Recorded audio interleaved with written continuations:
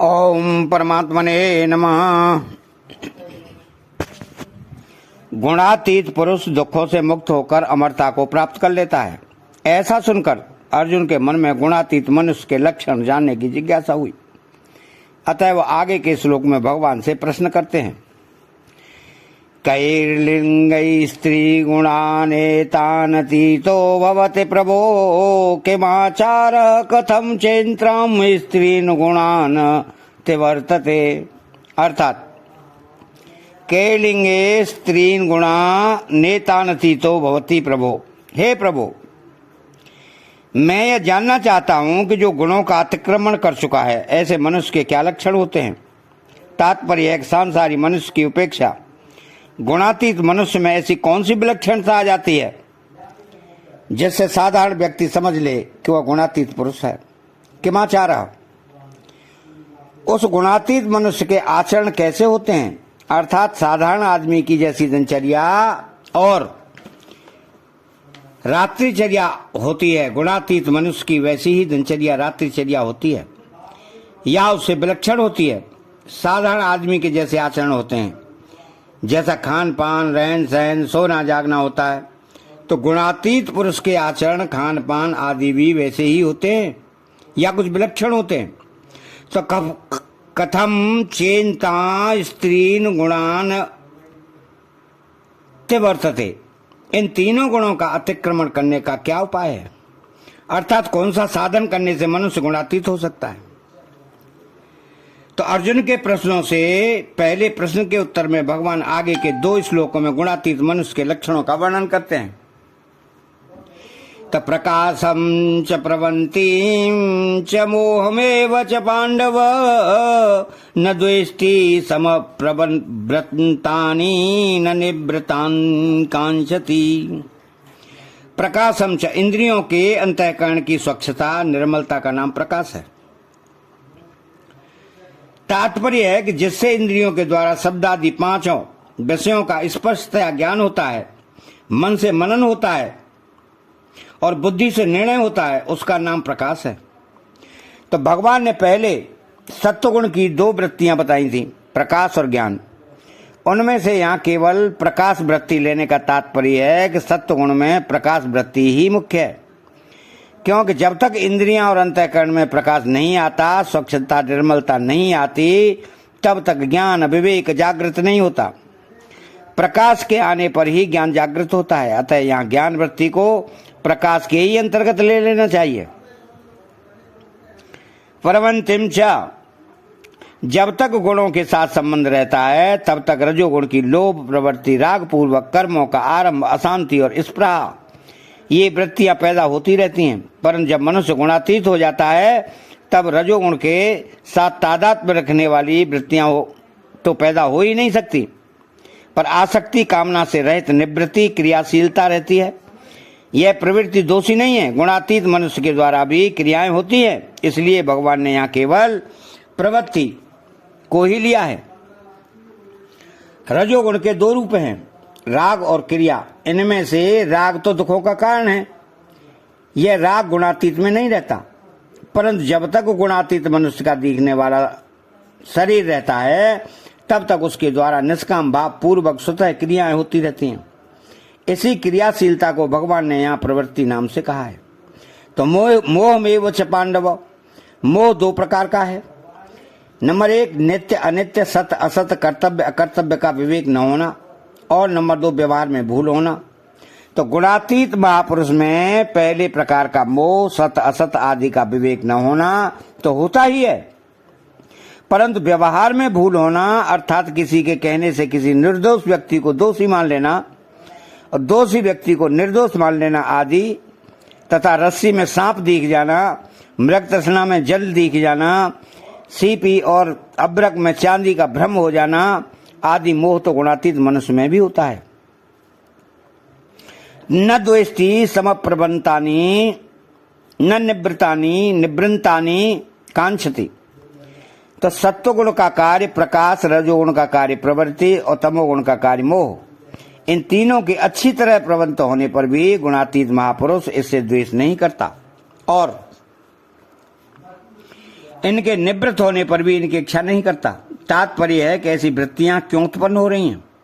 इनमें से कौन सी भी वृत्ति न रहे ऐसा द्वेष नहीं करता, और ये वृत्तियां पुनः आ जाएं, ये वृत्तियां बनी रहें ऐसा राग नहीं करता। तो गुणातीत होने के कारण गुणों की वृत्तियों के आने जाने से उसमें कुछ भी फर्क नहीं पड़ता। वह इन वृत्तियों से स्वाभाविक ही निर्लिप्त रहता है। अब एक तो वृत्तियों का होना होता है और एक वृत्तियों को करना, उनसे संबंध जोड़ना अर्थात राग द्वेष रखना होता है। तो होने और करने में बड़ा अंतर है। होना समष्टिगत होता है और करना व्यक्तिगत होता है। संसार में जो होता है उसकी जिम्मेदारी हमारे पर नहीं होती, जो हम करते हैं उसी की जिम्मेदारी हमारे पर होती है। तो जिस समष्टि शक्ति से संसार मात्र का संचालन होता है उसी शक्ति से हमारे शरीर, इंद्रियां, मन, बुद्धि जो संसार के ही अंश हैं का भी संचालन होता है। तो जब संसार में होने वाली क्रियाओं के गुण दोष हमें नहीं लगते, तब शरीर आदि में होने वाली क्रियाओं के गुण दोष हमें लग ही कैसे सकते हैं।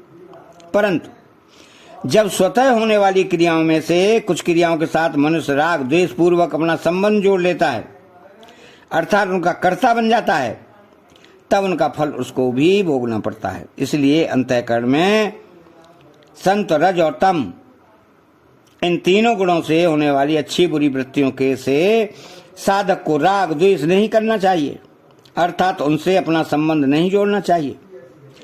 तो वृत्तियां एक समान किसी की भी नहीं रहती।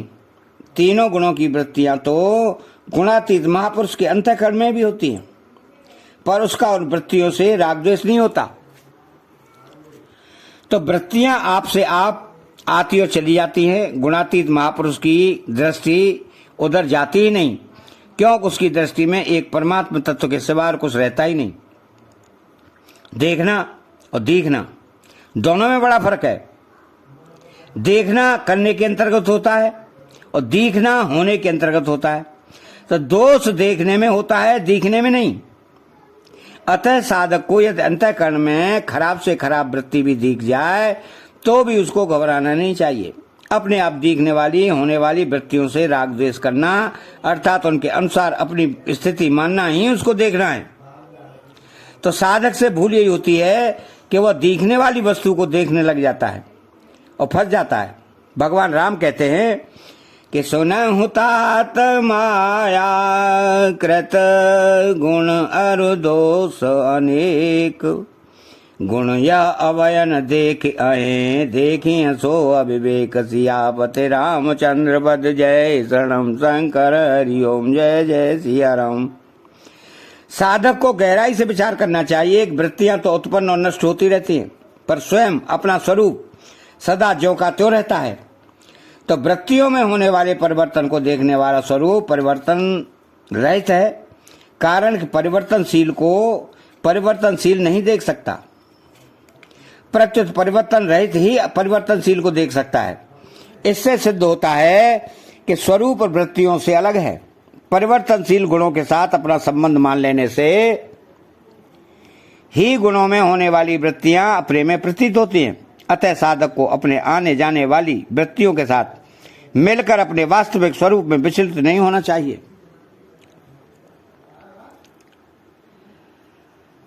चाहे जैसी वृत्तियां आए उनसे राजी नाराज नहीं होना चाहिए, उनके साथ अपनी एकता नहीं माननी चाहिए। सदा एक रस रहने वाले गुणों से सर्वदा निर्लिप्त, निर्विकार एवं अविनाशी अपने स्वरूप को न देखकर परिवर्तनशील, बेकारी एवं विनाशी वृत्तियों को देखना साधक के लिए महान बाधक है।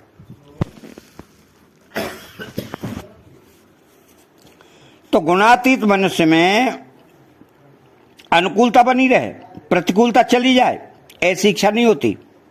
निर्विकारता का अनुभव होने पर उसको अनुकूलता प्रतिकूलता का ज्ञान तो होता है, पर स्वयं पर उसका असर नहीं पड़ता। अंतःकरण में वृत्तियां बदलती हैं, पर स्वयं उससे निर्लिप्त रहता है।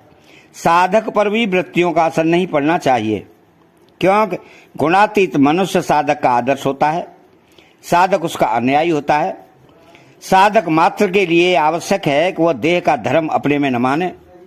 वृत्तियां अंतःकरण में हैं, अपने में नहीं है। अतः साधक वृत्तियों को न अच्छा माने न बुरा माने, न अपने में माने, कारण वृत्तियां तो आने जाने वाली हैं, पर स्वयं निरंतर रहने वाला है। अगर वृत्तियां हमारे में होती तो जब तक हम रहते तब तक वृत्तियां भी रहती, परंतु यह सबका अनुभव है कि हम तो निरंतर रहते हैं पर वृत्तियां आती जाती रहती हैं। तो वृत्तियों का संबंध प्रकृति के साथ है और हमारा स्वयं का संबंध परमात्मा के साथ है। इसलिए वृत्तियों के परिवर्तन का अनुभव करने वाला स्वयं एक ही रहता है। अतः चैनल को सब्सक्राइब करें, बेल आइकन घंटी को दबाएं और कमेंट बॉक्स में जय श्री कृष्णा लिखें। बोलो जय श्री कृष्णा।